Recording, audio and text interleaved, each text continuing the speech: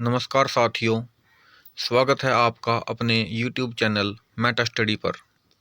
दोस्तों, आज हम बात करेंगे HPSC के द्वारा जो HCS का एग्ज़ाम लिया जाता है, हरियाणा सिविल सर्विसेज, उसका जो है प्रीलिम्स और मेंस का सिलेबस क्या रहता है। दोस्तों, हम आपके सामने लेकर आते हैं तरह तरह की नौकरियों से जुड़ी हुई सभी अपडेट्स और सभी नोटिफिकेशंस और अपडेट्स के लिए इस चैनल को सब्सक्राइब करें। चलिए आज हम शुरू करते हैं हरियाणा सिविल सर्विसेज के लिए जो प्रीलिम्स और मेंस का एग्ज़ाम होता है उसका सिलेबस क्या है। दोस्तों, HCS के एग्ज़ाम के लिए सबसे ज़्यादा ज़रूरी है सिलेबस को समझना, क्योंकि अगर आप सिलेबस को नहीं समझेंगे, उसके एसेंस को नहीं जानेंगे, तब तक आप ये नहीं क्वालिफाई कर पाएंगे कि पेपर को किस तरीके से देखना है और देना है। और मैं हूँ विनय कुमार और मेरा HCS 2022 में जो है प्रीलिम्स एग्ज़ाम है वो क्लियर हुआ था और मैंने अब की बार मेंस भी दिया हुआ है। मैं अपने एक्सपीरियंस से आप लोगों को बताऊंगा कि सिलेबस को किस हिसाब से देखना है और पढ़ना है। चलिए शुरू करते हैं। सबसे पहले आता है, अब पहले तो हमें ये पता होना चाहिए कि HCS के एग्ज़ाम का शेड्यूल क्या है। HCS का जो एग्ज़ाम होता है उसमें मुख्यतः 3 स्टेज हैं। एक होती है प्रीलिम्स, सेकंड होती है मेंस और थर्ड होती है इंटरव्यू। जो प्रीलिम्स एग्ज़ाम है उसमें 2 पेपर होते हैं, पेपर 1 और पेपर 2। पेपर 1 में जनरल स्टडीज़ का होता है और पेपर 2 CSAT बोला जाता है, सिविल सर्विसेज एप्टीट्यूड टेस्ट। और जो कट ऑफ आती है वह प्रीलिम्स की कट ऑफ वह सिर्फ जनरल स्टडीज़ के आधार पर ही आती है, यानी कि पेपर 1 के आधार पर आती है। और पेपर 2 जो कि civil services aptitude test CSAT है, उसकी कट ऑफ जो है 33% उसको क्वालिफाइंग रखा गया है। आगे बढ़ने से पहले मैं आप सभी को कहना चाहूँगा कि इस चैनल को सब्सक्राइब करना ना भूलें। चलिए दोस्तों, अब आप बात करते हैं प्रीलिम्स के बारे में। प्रीलिम्स एग्ज़ाम में जो मेन सब्जेक्ट्स आते हैं उनमें सबसे पहले मेंशन किया गया है जनरल साइंस। जनरल साइंस में आप 9th और 10th की नॉर्मली जो NCERT की बुक्स होती हैं उनको रेफ़र कर सकते हैं। इसके साथ करंट अफेयर्स जो कि नेशनल और इंटरनेशनल इम्पोर्टेंस के होते हैं, history of India and Indian national movement, Indian and world geography, Indian culture जो कि बेसिकली हिस्ट्री का ही पार्ट हो जाता है, Indian polity and Indian economy और जनरल मेंटल एबिलिटी। फ्रेंड्स, ये जो सिलेबस दिया गया है ये पेपर 1 का सिलेबस है जनरल स्टडीज़ का। और इसके आगे डिस्क्रिप्शन भी दी गई है कि जो जनरल फॉलो जो करेंगे पैटर्न को, उसमें जो है जनरल एप्लीकेशन के जो क्वेश्चन होंगे जनरल साइंस के होंगे, जैसे कि matters of everyday observation and experience as expected from a well educated person. तो यहाँ पे जो है नॉर्मल स्टैंडर्ड जो है वो रखा जाता है कि एक ग्रेजुएटेड स्टूडेंट किस प्रकार से साइंस को समझता है और डेली ऑब्जर्वेशन के आधार पर फैसला करता है।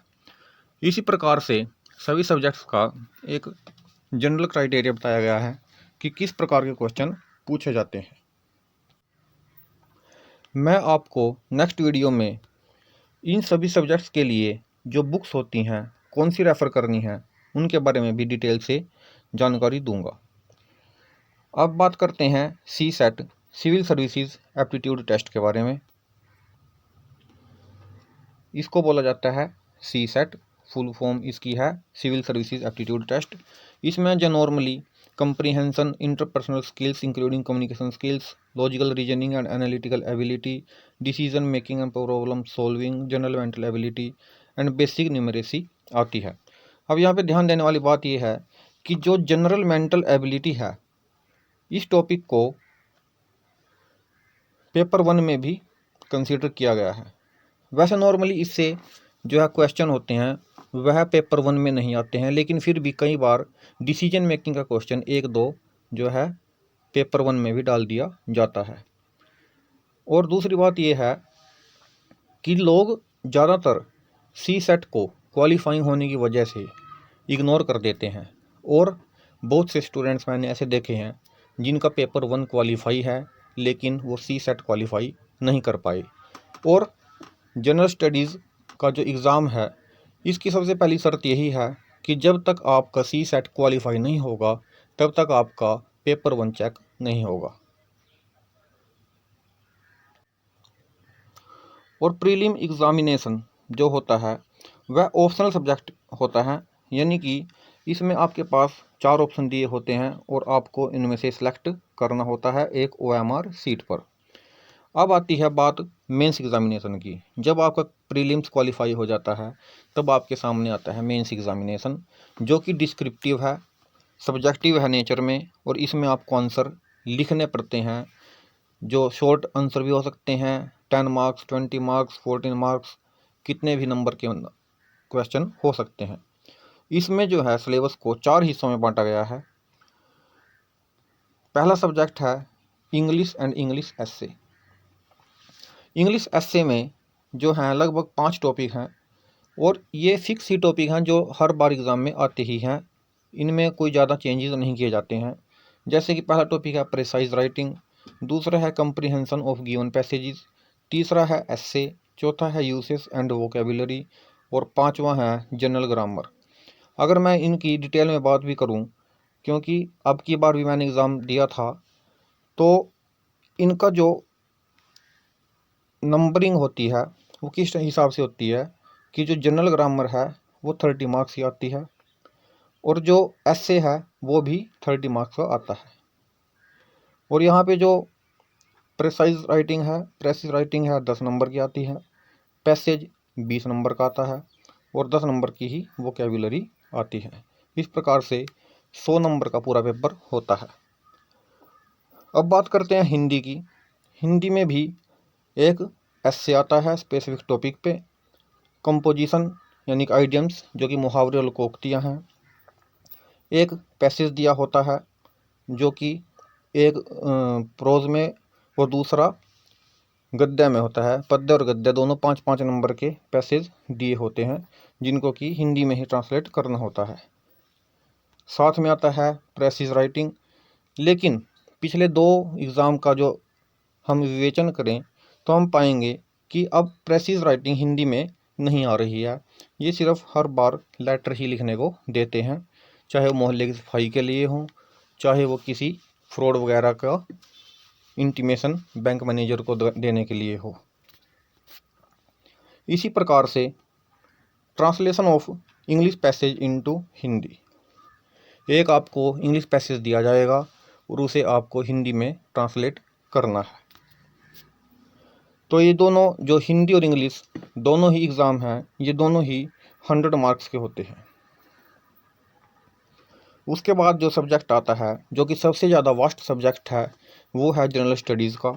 जनरल स्टडीज़ में लगभग जो सिलेबस प्रीलिम्स का होता है सेम टू सेम सिलेबस इसका होता है।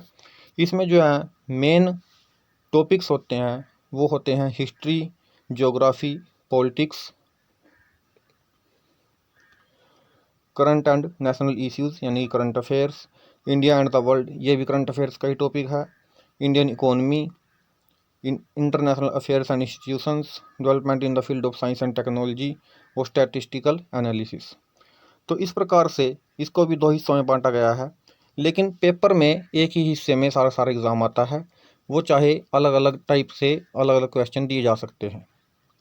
उसके बाद आपको एक सिलेबस में से अपना एक सब्जेक्ट सेलेक्ट करना होता है जिसको कि इलेक्टिव सब्जेक्ट या ऑप्शनल सब्जेक्ट बोलते हैं।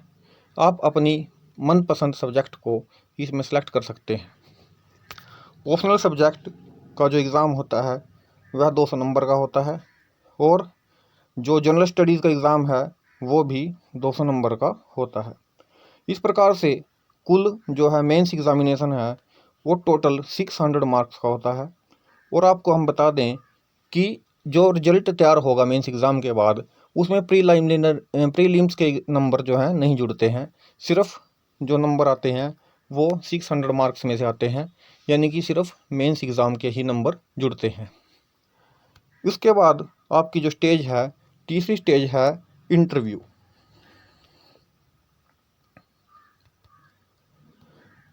इंटरव्यू जो है एचपीएससी द्वारा जो कंडक्ट कराया जाता है वह होता है 75 मार्क्स का, और इंटरव्यू के बाद फाइनल रिजल्ट जारी होता है तो उसमें आपके मार्क्स जो हैं 675 में से माने जाते हैं। जितने भी नंबर आपने लिए हैं उस हिसाब से आपका फाइनल सिलेक्शन माना जाता है।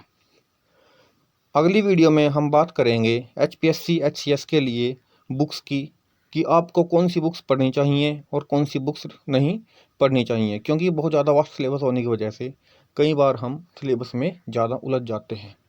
इसी प्रकार के अपडेट्स के लिए चैनल को सब्सक्राइब करें। धन्यवाद।